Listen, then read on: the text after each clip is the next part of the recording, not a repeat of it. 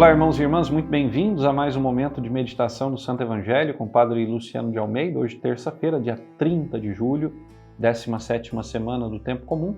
E eu quero te convidar a iniciar comigo esse momento invocando a presença de Deus, em nome do Pai, do Filho e do Espírito Santo. Amém.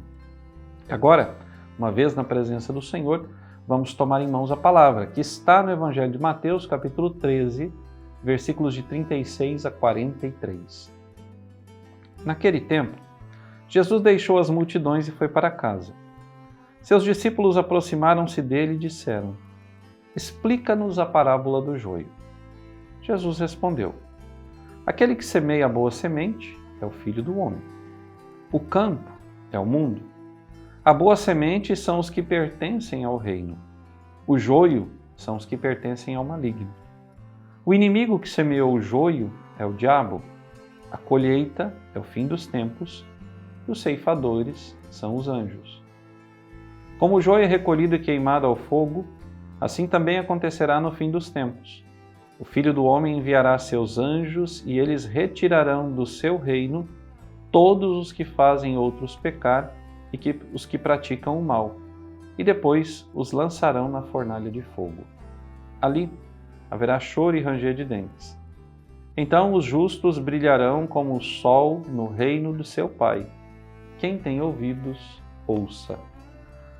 Palavra da salvação. Glória a vós, Senhor. Meus caríssimos, para nós compreendermos então essa explicação que Jesus faz da parábola do joio e do trigo, nós precisamos recordar a parábola. Jesus, em certa ocasião, lançou para os seus discípulos a parábola do joio, dizendo que um homem semeou o seu campo com boa semente. De repente, as plantas começaram a crescer e os empregados viram que havia ali, semeado entre o trigo, o joio. Os empregados foram até o patrão e disseram: "Senhor, não semeaste semente boa? Como é que apareceu o joio no meio da plantação?" E o Senhor diz: "Olha, pode ter sido um inimigo meu que lançou as sementes do joio." E eles dizem: "Queres que os arranquemos?" E o Senhor disse: "Não, deixa que cresça. E no momento da colheita, separem um do outro, sobretudo o joio, amarrando em feixes e jogando para ser queimado." E Jesus hoje explica essa parábola. Ele vai dizer que o semeador é Ele, Jesus, aquele que veio do céu para pregar a palavra, para trazer a salvação a nós, homens e mulheres, de boa vontade.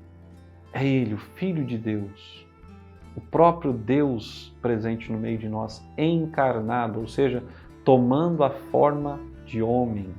É o rosto humano de Deus para nós. Depois, o campo é o mundo. Ora, nós sabemos que Jesus enviou os discípulos e também a nós pelo mundo a pregarem o Evangelho. Onde há homens, nós devemos ir. Onde há pessoas que ainda não ouviram falar de Jesus, nós devemos ir e anunciar a elas que Jesus é o Senhor, o único e verdadeiro Senhor, aquele que salva e redime o homem. Nós devemos lançar a semente. Esta semente, que ao mesmo tempo pode ser a palavra de Jesus, mas também aqueles que são de Jesus, ou seja, os cristãos, os missionários, aqueles que fazem de fato as vezes de Jesus na terra, estes são aqueles que vão produzir um bom fruto. O joio são todas as pessoas que pertencem ao maligno. E vejam, quanta gente há no mundo que pertence ao maligno. Irmãos e irmãs, sobretudo agora nesse tempo difícil que nós vivemos aqui no Rio Grande do Sul, nós tivemos uma amostra gigantesca de solidariedade, de compaixão de parte de uns para com os outros, mas nós também tivemos exemplos horríveis de como as pessoas são egoístas, de como pensam só em si mesmas, de como não se importam pela dor um dos outros.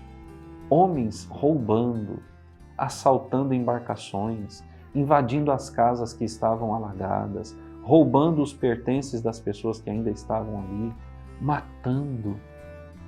Foi horrível.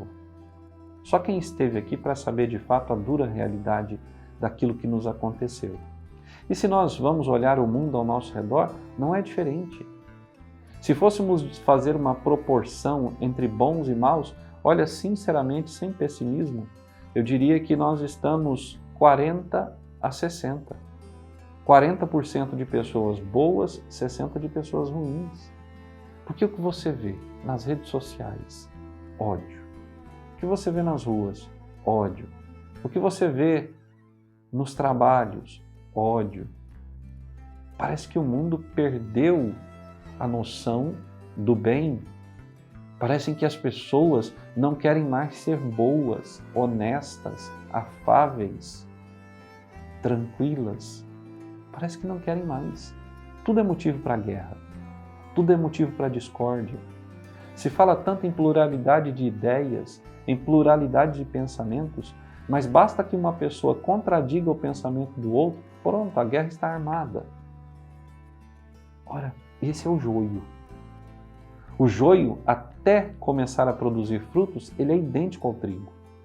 E é por isso que o semeador disse para não arrancá-lo ainda.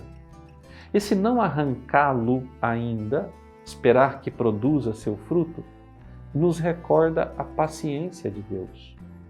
Deus dá até o último instante a oportunidade do homem se converter.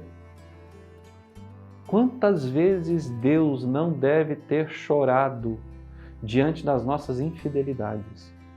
Mesmo nós sabendo que o caminho que estamos abraçando não é o caminho que agrada a Deus, nós perseveramos no nosso intento. E Deus segue nos dando uma oportunidade. Quantos são aqueles que desconfiam da misericórdia, do perdão e do amor de Deus? E Deus segue com paciência esperando a nossa conversão. A colheita, diz Jesus, é o fim dos tempos.